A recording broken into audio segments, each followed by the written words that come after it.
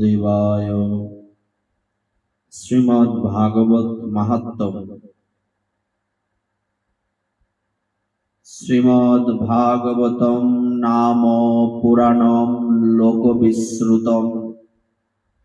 শৃণুয়াৎ শ্রদ্ধয়া যুক্তো মম সন্তোষ কারণম।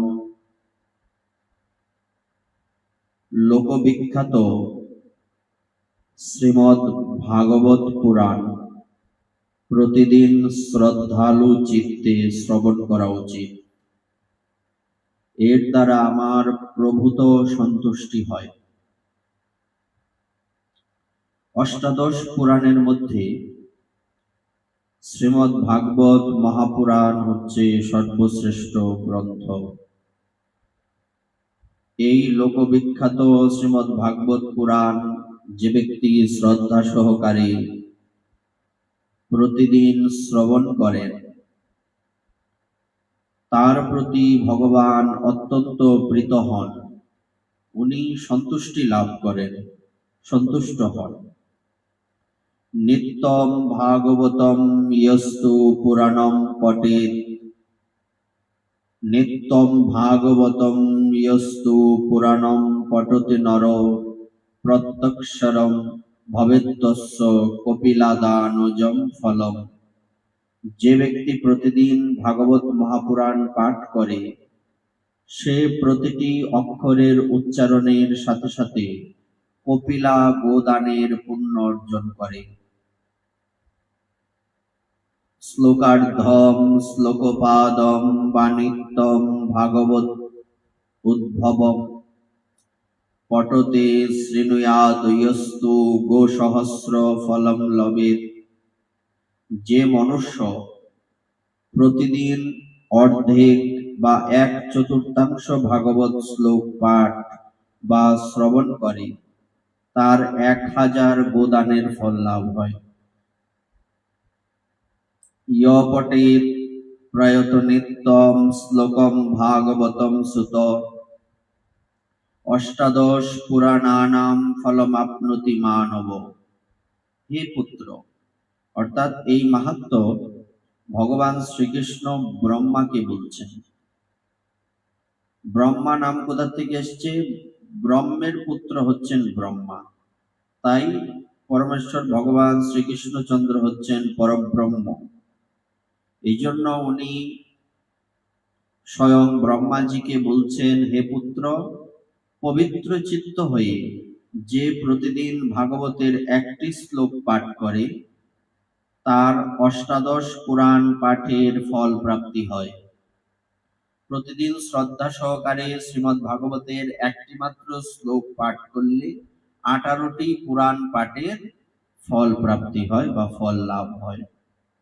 নিত্যম মম কথা যত্র তত্র তিষ্ঠন্তি বৈষ্ণবা কলিবাহ্যা নরাস্তে বৈ ইহর্চয়ন্তি সদা মম। নিত্য যেখানে আমার কথা হয়, সেখানে বিষ্ণু পার্ষদ প্রহ্লাদ প্রমুখ উপস্থিত থাকেন। আমার এই ভাগবত শাস্ত্রের যে প্রতিদিন পূজা করে, সে কলির প্রভাব থেকে মুক্ত থাকে, তার উপরে কলির কোনো অধিকার থাকে না।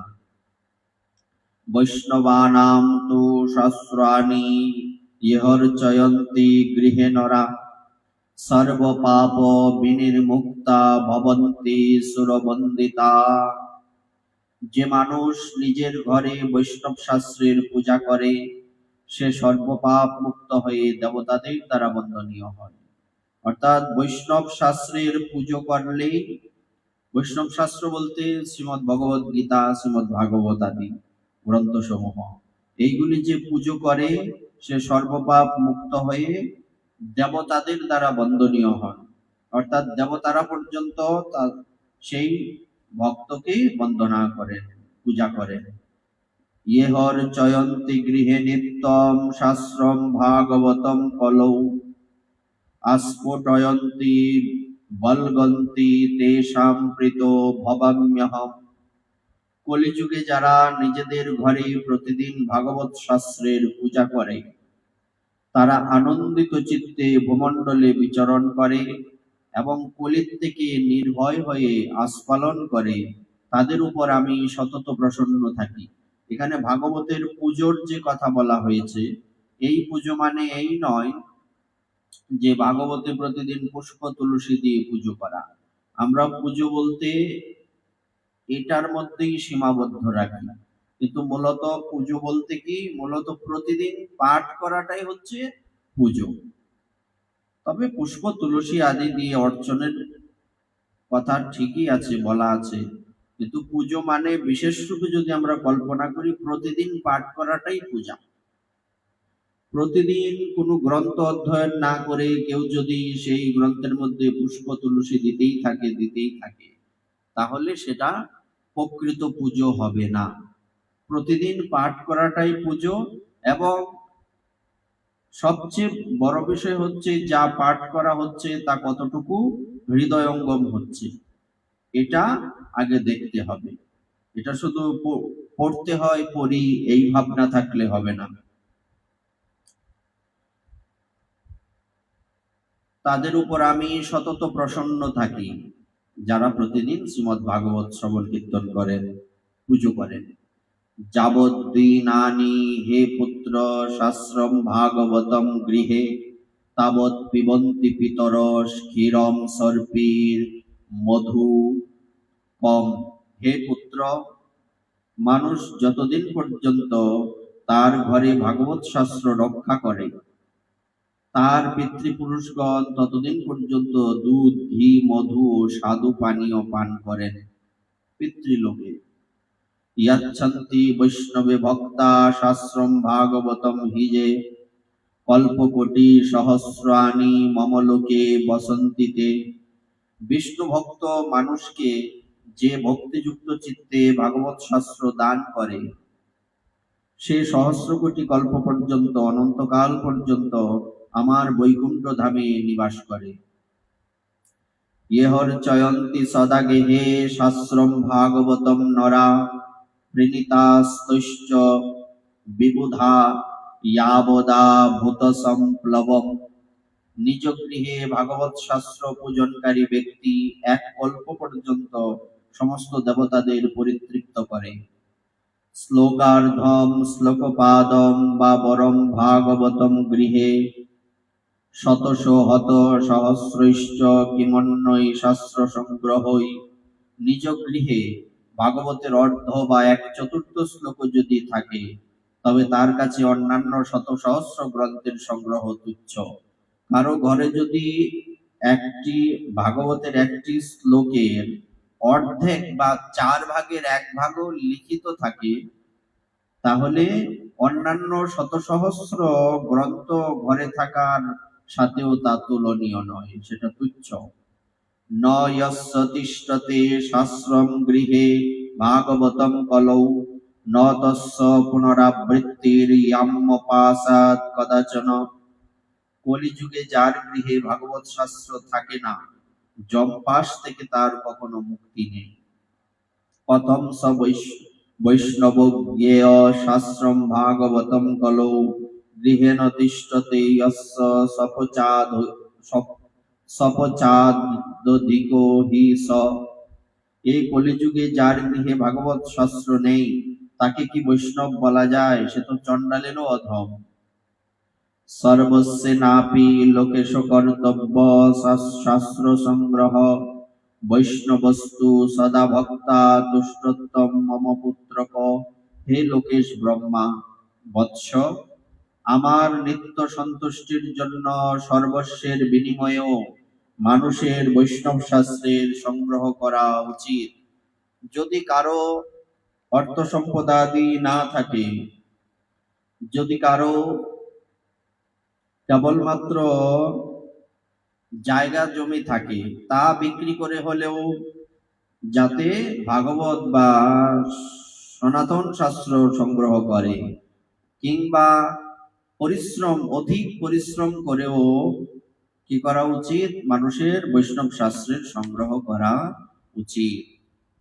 যত্র যত্র ভবেৎ পুণ্যম শাস্ত্রম ভাগবতম কলৌ, তত্র তত্র সদৈবাহম ভবামি ত্রিদশৈ সহ। এই কলিযুগে যেখানে যেখানে পবিত্র ভাগবত শাস্ত্র রক্ষিত থাকে, দেবতাদের সাথে নিয়ে আমি সর্বদাই সেখানে উপস্থিত থাকি। তত্র সর্বাণি তীর্থানি নদী নদ সরাংসি চ যজ্ঞা সপ্তপুরী নিত্যম পুণ্যা সর্বে শিলোচ্ছয়া। শুধু তাই নয়, যেখানে গঙ্গাদি নদী, ব্রহ্মপুত্রাদি নদ ও মানসাদি সরোবর রূপ প্রসিদ্ধ সকল তীর্থ বাস করে, সম্পূর্ণ যজ্ঞ মুক্তিদাত্রী অযোধ্যাদি সপ্তপুরী এবং পাবন পর্বত সমূহ সেখানে সতত নিবাস করে। শ্রোতব্যম মম শাস্ত্রম হি যশ ধর্ম জয়ার্থিনা পাপক্ষয়ার্থম লোকেশ মোক্ষার্থম ধর্ম বুদ্ধিনা। হে লোকেশ, যশ ধর্ম ও বিজয় প্রাপ্তির জন্য এবং পাপ ক্ষয় ও মোক্ষ প্রাপ্তির জন্য ধার্মিক মানুষের সদায় আমার ভাগবত শাস্ত্র শ্রবণ করা উচিত। শ্রীমদ্ ভাগবতম পুণ্য মায়ুরারোগ্য পুষ্টিদম পঠনাৎ শ্রবণাৎ বাপি সর্ব পাপৈ প্রমুচ্যতে। এই পাবন শ্রীমদ্ ভাগবত পুরাণ আয়ু আরোগ্য পুষ্টিদাতা। এই শাস্ত্র পাঠ অথবা শ্রবণে মানুষ সকল রকম পাপ থেকে মুক্ত হয়ে যায়। ন শৃণ্বন্তি ন হিষ্যন্তি শ্রীমদ্ ভাগবতম পরম সত্যম সত্যম হি লোকেশ তেষাং শ্রামি সদা যম। হে লোকেশ, এই পরম উত্তম ভাগবত যে শ্রবণ করে না আর শুনলেও যে আনন্দিত হয় না, যমরাজই তাদের প্রভু, তারা সর্বদাই যমরাজের বশে থাকে। আমি এই কথা সত্য করে বলছি।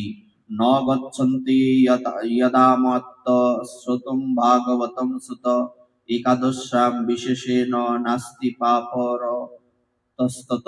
হে পুত্র, যে মানুষ সদাই বিশেষত একাদশী তিথিতে ভাগবত শুনতে না যায়, তার মতো পাপী আর কেউ নেই। শ্লোকম ভাগবতম চাপি শ্লোকার্ধম পাদমেব বা লিখিতম তিষ্ঠতি যস্য গৃহে তস্য বসাম্যহম। যার ঘরে ভাগবতের একটি শ্লোক, অর্ধেক শ্লোক অথবা একটি শ্লোকের একটি পাদ লেখা থাকে, তার ঘরে আমি নিবাস করি। সর্বশ্রমাভিগমনম সর্বতীর্থাবগাহনম ন তথা পাবনম নৃণাম শ্রীমদ্ভাগবতম যথা। মনুষ্য লোকে সমস্ত পুণ্য আশ্রমে ভ্রমণ বা সম্পূর্ণ তীর্থসমূহে স্নান তত পুণ্য কারক নয়, একক এই শ্রীমদ্ ভাগবত যত পুণ্য কারক। যত্র যত্র চতুর্বক্ত্র শ্রীমদ্ ভাগবতম ভবেৎ গচ্ছামি তত্র তত্রাহম গৌর যথা সুতবৎসলা। হে চতুর্মুখ, যেখানে যেখানে ভাগবত কথা পাঠ হয়, বৎসপ্রিয়া গাভীর মতো আমি সেখানে সেখানে গমন করি। মত কথা বাচকম নিত্যম মত কথা শ্রবণে রতম মত কথা প্রীত মনসম নাহম ত্বক্স্বামী তত নরম। যে আমার এই ভাগবত কথা পাঠ করে সে সদাই ভাগবত কথা শ্রবণ করে, আর আমার এই কথা শুনে যে হার্দিক প্রীতি লাভ করে তাকে আমি কখনো ত্যাগ করি না। শ্রীমদ্ ভাগবতম পুণ্যম দৃष्ट्वा নতিষ্ঠতে হিয় সাম্বৎসরম তস্য পুণ্যম বিলয়ম ইয়াতি পুত্রক। হে পুত্র, যে ব্যক্তি পরম পুণ্যময় শ্রীমদ্ ভাগবত শাস্ত্র দেখে নিজের আসন থেকে উঠে না দাঁড়ায়, তার 1 বছরের অর্জিত ধর্মকর্মের সমস্ত পুণ্যই নষ্ট হয়ে যায়। শ্রীমদ্ ভাগবতম দৃষ্টা প্রত্যুত্থানাবিভাদনৈ সম্মা নয়েত তম দৃष्ट्वा ভবেৎ প্রীতির মমাতুলা। শ্রীমদ্ ভাগবত গ্রন্থ দেখে যে প্রত্যুত্থান, প্রণাম ইত্যাদির দ্বারা তাকে সম্মান প্রদর্শন করে, তাকে দেখে আমি অনুপম আনন্দ লাভ করি। দৃष्ट्वा ভাগবতম দুরাৎ প্রক্রমেৎ সম্মুখম হিয় পদে পদে অস্য মেদস্য ফলম প্রাপ্নোত্য সংশয়ম। যে দূর থেকে শ্রীমদ্ ভাগবতকে দর্শন করে তার সামনে যায়, সে প্রতি পদক্ষেপেই অশ্বমেধ যজ্ঞের পুণ্য লাভ করে, তাতে কোনো সন্দেহ নেই। উত্থায় প্রণমেদয়ো বৈ শ্রীমদ্ ভাগবতম নর ধনপুত্রাম স্ততা দারান ভক্তিম চ প্রদদাম্যহম। যে ব্যক্তি শ্রীমদ্ ভাগবতকে দর্শন করে দাঁড়িয়ে তাকে প্রণাম করে, তাকে আমি ধন, স্ত্রী, পুত্র আর আমার ভক্তি প্রদান করি। মহারাজোপচারস্তু শ্রীমদ্ ভাগবতম সুত শৃণ্বন্তি যে নরা ভক্তা তেষাং বশ্য ভবাম্যহম। হে পুত্র, মহারাজোচিত সামগ্রী সমূহে যুক্ত হয়ে ভক্তিভরে যে শ্রীমৎ ভাগবতের কথা শ্রবণ করে আমি তার বশীভূত হয়ে যাই। মমৎ মমৎসবেষু সর্বেষু শ্রীমদ্ ভাগবতম পরম শৃণ্বন্তি ये নরা ভক্তা মম প্রীত্যৈ চ সুব্রত বস্ত্রালঙ্করণৈ পুষ্পৈর্ধূপ দীপোপহারকৈ বশীকৃত হ্যাহম তস্য সৎশ্রিয়া সৎপথির যথা। হে সুব্রত, যে ব্যক্তি পার্বণ সম্বন্ধীয় সমস্ত উৎসবাদিতে আমার প্রসন্নতার জন্য বস্ত্র অলঙ্কার পুষ্প ধূপ ইত্যাদি অর্পণ করে পরম উত্তম শ্রীমদ্ ভাগবত পুরাণ ভক্তি করে শ্রবণ করে, প্রতিব্রতা রমণী যেমন সচ্চরিত্র স্বামীকে বশীভূত করে, এই ব্যক্তি আমাকে সেই রকমই নিজের বশীভূত করে রাখে। এই হচ্ছে মোটামুটি শ্রীমদ্ ভাগবত মাহাত্ম্য। স্বয়ং ভগবান শ্রীকৃষ্ণচন্দ্র তৎপুত্র ব্রহ্মাজির কাছে এই মাহাত্ম্য বর্ণনা করেছেন। তো এই মাহাত্ম্যের মাধ্যমেই আমাদের শ্রীমদ্ ভাগবতের প্রারম্ভ হয়েছে। আজকের থেকে আমরা সিরিয়ালে এই শ্রীমদ্ ভাগবত নিয়ে কিঞ্চিত যথামতি যথাসাধ্য আলোচনা করার চেষ্টা করব। আজকে শুধু আমরা শ্রীমদ্ ভাগবতের মাহাত্ম্য বর্ণনা করেছি, আগামীকালকে আমরা সামনের দিকে অগ্রসর হব। এর আগে একটু শ্রী সুখদেব প্রভুর বন্দনা করে নিই। ইয়ং প্রব্রজন্ত মনুপেতমপেত কৃত্যম দ্বৈপায়ন বিরহ কাতর আজুহাব পুত্রেতি তন্ময়তয়া তরব অবিনেদুস্তম সর্বভূত হৃদয়ং মুনিমানতোস্মি। শ্রী সুখদেবের তখন উপনয়ন সংস্কারও হয়নি, ফলত লৌকিক ও বৈদিক কর্ম অনুষ্ঠানের অধিকার তিনি লাভ করেননি। সেই সময় তাকে একাকী সন্ন্যাস গ্রহণের উদ্দেশ্যে যেতে দেখে পিতা বেদব্যাস পুত্র বিরহে কাতর হয়ে পুত্র পুত্র বলে আহ্বান করেছিলেন। সেই সময় তন্ময় থাকা শ্রী সুখদেবের হয়ে বৃক্ষলতা আদি প্রত্যুত্তর দিয়েছিল। সর্বভূতের হৃদয়ে অবস্থিত শ্রী সুখদেবকে আমরা নমস্কার করি।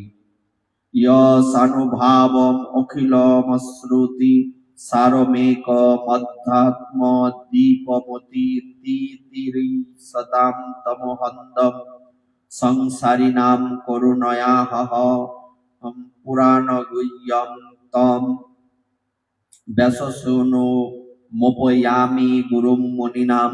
এই শ্রীমদ্ ভাগবত অত্যন্ত গোপনীয় একটি রহস্যাত্মক পুরাণ। এটি ভগবৎ স্বরূপের অনুভব প্রদায়িনী এবং সমস্ত বেদের সারভূত। সংসার চক্রে বাধা যেসব লোক ঘোর অজ্ঞান অন্ধকারের থেকে নিস্তার পেতে ইচ্ছা করে, তাদের জন্য এই পুরাণ আধ্যাত্মিক তত্ত্ব প্রকাশক, এক অদ্বিতীয় দ্বীপ স্বরূপ। প্রকৃতপক্ষে মুনিগণের প্রতি করুণা পরবশ হয়ে শ্রেষ্ঠ মুনিবৃন্দের আচার্য শ্রী সুখদেব এই পুরাণ বর্ণনা করেছেন। আমি তার শরণ গ্রহণ করি। স্বশুক নিবৃত চেতাস্তদ্ভুতস্তান্ন ভাব অপ্যজিতরু চিরলীলা কৃষ্ট সারস্তদিয়ম বেতনুত কৃপয়া ইয়স্তত দীপম পুরাণম তম অখিলম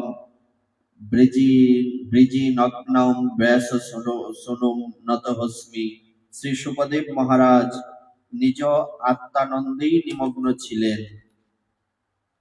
এই অখণ্ড অদ্বৈত স্থিতি নিবন্ধন সবকিছু থেকে তার ভেদ বুদ্ধি নিবৃত্ত হয়ে গিয়েছিল।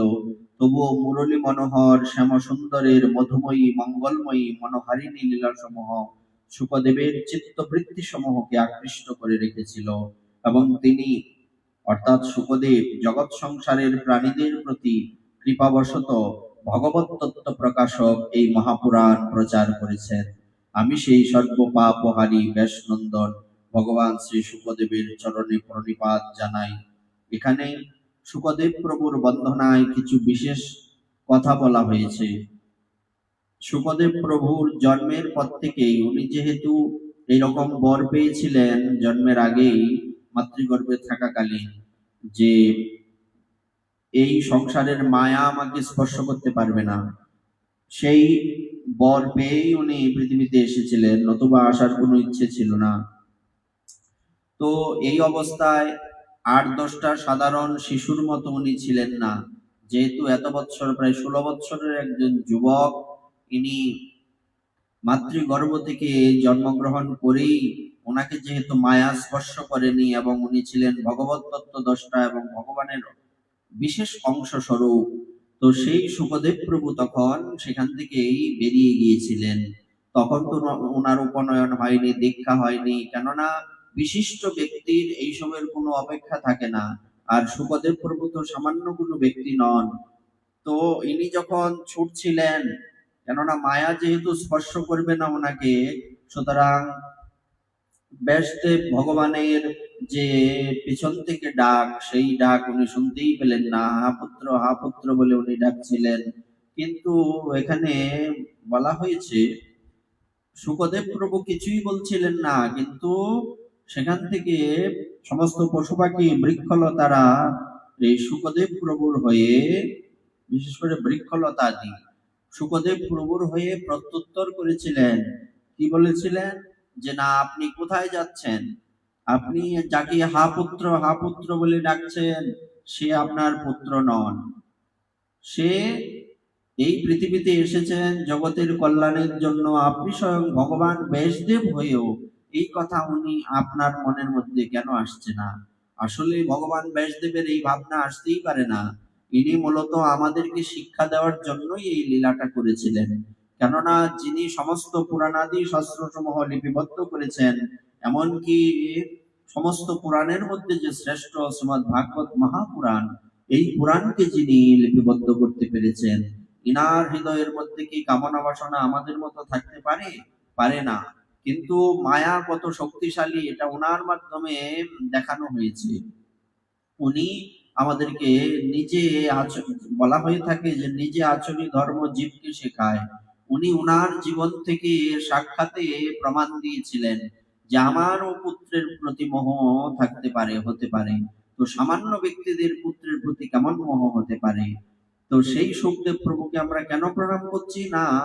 ইনি ইনার হয়ে সমস্ত বৃক্ষলতা উত্তর দিয়েছিলেন। তার মানে সুখদেব প্রভু ছিলেন সকলের হৃদয়ের মধ্যমণি। সুখদেব প্রভু ছিলেন, ছিলেন বললে হবে না, উনি আছেন এবং থাকবেন। ইনি সমস্ত সর্বভূতের হৃদয়ে অবস্থিত। তার মানে এই কথার দ্বারা আমরা বুঝতে পারি সুখদেব প্রভু কোনো সামান্য ব্যক্তি নন। সুখদেব প্রভু হচ্ছেন, এই সুখদেব প্রভু এক সময় রাধারানীর পোষা টিয়া পাখি ছিলেন এবং এই রাধারানীর থেকে এই কৃষ্ণ কথা, এই ভাগবত কথা শ্রবণ করে উনি প্রথমে শিখেছিলেন। তার পরবর্তীতে আমরা সবই জানি, যেখানে ওই অমরনাথ গুহার মধ্যে মহাদেব কথা বলছিলেন পার্বতী দেবীর কাছে, সেখানে আর কেউ ছিল না, কোনো প্রাণী পর্যন্ত ছিল না। মহাদেব ত্রিশূল ঘুরিয়েছিলেন, সব প্রাণী চলে গেল, কিন্তু একটি পাখির ডিম সেখানে রয়ে গিয়েছিল। কেননা ডিমটা না, এর মধ্যে প্রাণও আছে আবার প্রাণ নেইও, চলতে পারে না, জড়। তো ওখানে সেটা রয়ে গিয়েছিল। কিন্তু ভগবান শিবের মুখে ভাগবত কথা শ্রবণ করে সেই ডিম ফুটে বাচ্চা বেরিয়েছিল এবং সেই টিয়া পাখি সে সবকিছু শুনতে পেরেছিল। তো সেই সুখদেব প্রভু এই টিয়া পাখি রূপে ওখানে ছিলেন। তারপর ওখান থেকে মহাদেব যখন ত্রিশূল নিয়ে ছুটছেন পিছনে, তুমি কথা বলছো, যাকে শুনেছ, যাকে তাকে গিয়ে বলবে, সুতরাং তোমার মৃত্যুদণ্ডই হওয়া উচিত। কিন্তু সেই টিয়া পাখিও ছুটছে প্রাণপণে। ছুটতে ছুটতে যেখানে ভগবতী বেটিকা দেবী অর্থাৎ ভগবান ব্যাসদেবের পত্নী, সেই উনি হাই তুলেছেন, তো ওনার ভেতরে প্রবিষ্ট হয়ে গেলেন। প্রবিষ্ট হয়ে ওনার গর্ভে থেকে পরবর্তীতে ওই 16 বছর থাকার পরে জন্মগ্রহণ করেছিলেন। কেউ কেউ প্রশ্ন করতে পারেন এটা কি করে হতে পারে? বলছে চিন্ময় জগতে সবই সম্ভব। আমাদের মতো জড় জগতে, আর জড় জগতে যেমনি করে আমাদের জন্ম হয়, চিন্ময় জগতে তো এমনি নয়। এখানে যা কিছু হতে পারে, ভগবানের ইচ্ছায় সব সম্ভব। আর সেখানে তখন মহাদেব গিয়েছিলেন, ব্যাসদেব ভগবানের কাছে গিয়ে বলছেন যে একে বের করে দাও।